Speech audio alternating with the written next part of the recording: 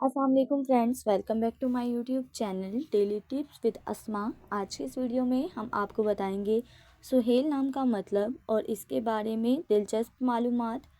सुहेल नाम का शुमार लड़कों के नामों में होता है। सुहेल एक इस्लामी नाम है। सुहेल नाम की इब्तदाई तारीख अरबी ज़ुबान से निकलती है।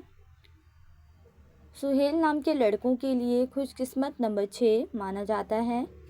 माहिरीन के मुताबिक सुहेल नाम के लड़के बहुत भोले और मासूम होते हैं।